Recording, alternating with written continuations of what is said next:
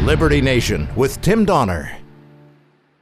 And now we welcome you to the ultimate portion of Liberty Nation Radio. We entitle it Talkin Liberty. It needs no explanation, nor does the man who joins us once again now, our regular contributor, constitutional lawyer, LibertyNation.com legal affairs editor, and our guardian of individual liberty, Scott Cosenza. Hello, Scott. Hello, Tim. Okay, the New York Attorney General was making headlines this week. For what purpose, ultimately? To destroy the National Rifle Association. She has sued the National Rifle Association in state court in New York.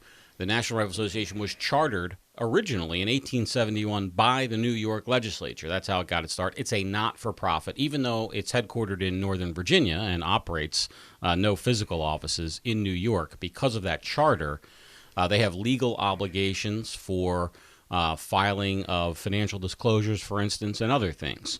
And that's the legal connection to New York for the organization. And Ms. Jones is a very strong progressive candidate. She was sworn in January 1, 2019.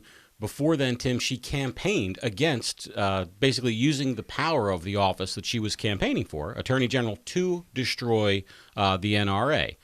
She thought that at that point that there may be financial impropriety, but also basically laid out some other ways in which she thought she could bring down the organization. And we know that she's now using the courts to try and do just that. She's alleged that Wayne LaPierre, the executive vice president and, sort of most prominent face of the NRA for the last number of decades, is engaged in a massive financial fraud against the organization and its members. And along with he and his cronies have basically used it as a personal piggy bank to fleece it.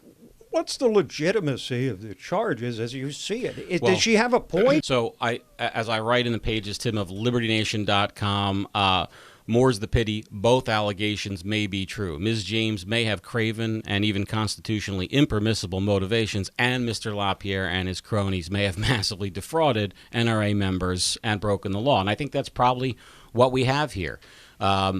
This is not a criminal charge. This is in civil court, and it has to do with how these nonprofits are regulated. Here's the legal kind of mechanism by which she's doing this. And let's be clear again, this is not a person who's saying that Wayne LaPierre stole money from the NRA and is criminally prosecuting them for that theft.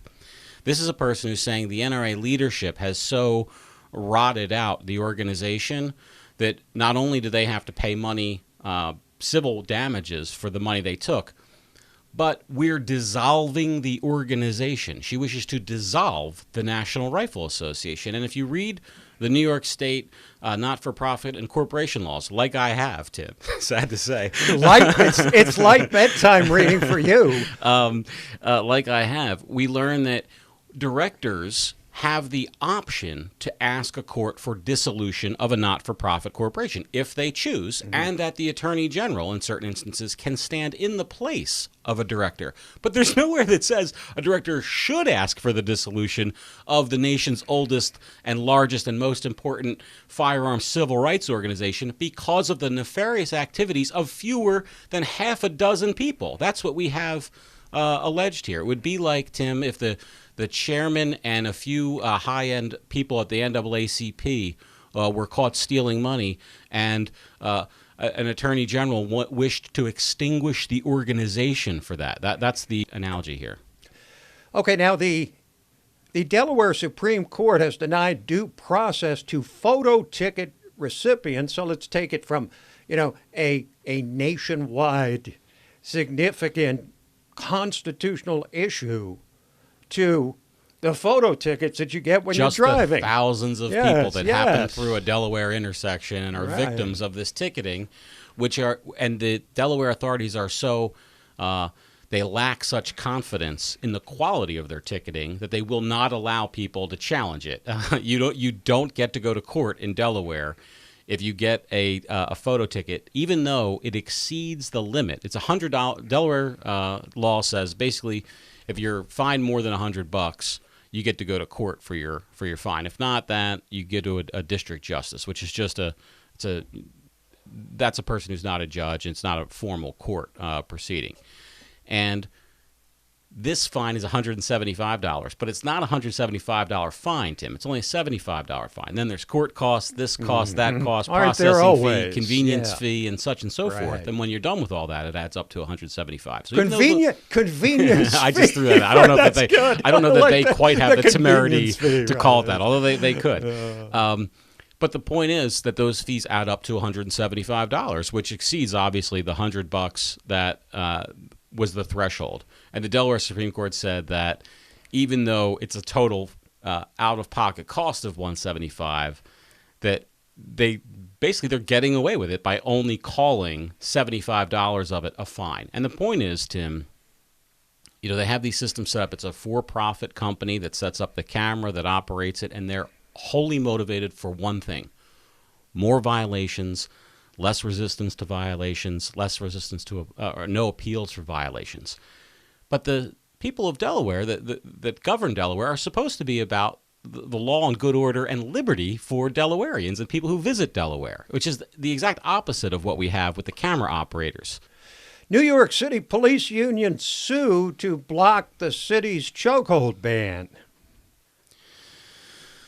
It's all there in the headline, Tim. I mean, there's not much to it beyond that. They say that this is unconstitutionally vague, the law that they have been charged now with enforcing, which doesn't allow, colloquially speaking, chokeholds or pressure applied to the windpipe or carotid artery. And they say it's unconstitutionally vague. Now, it's just one of those things. I throw it out there to say that even that regulation, and when you read it, it seems fairly clear what can and can't be done in terms of the way you treat a suspect. But, this is one of those things where if there were any goodwill left with these union representatives, perhaps there could be room to say, well, gee, is there some issue there? But unfortunately, they just seem to resist and deny with any kind of reform measure. Okay, Scott.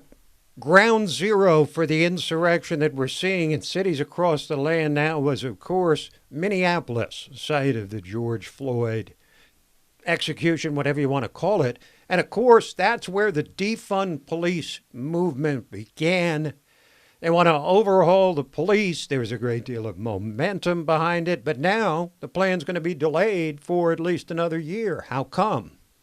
Oh, well, the politicians thought it would be easier to kick the can down the road than to do the hard work of actually exercising But they were reform. unanimously in favor of it. They were unanimously in favor of tweeting and putting Instagram posts, and they did all that. So that was they exercised their support in that regard. Went out, painted some murals. Yeah, put Black Lives Matter things. On the Tim, sidewalk. they expressed and signaled their virtue. What more can you do as a politician, Scott? Isn't that what they're elected to do? They're going to talk about that in 2021, what more they can do. Thank you, Scott. Thanks, Tim.